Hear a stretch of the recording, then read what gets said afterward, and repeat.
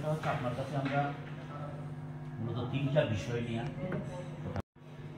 প্রথমত হচ্ছে আমাদের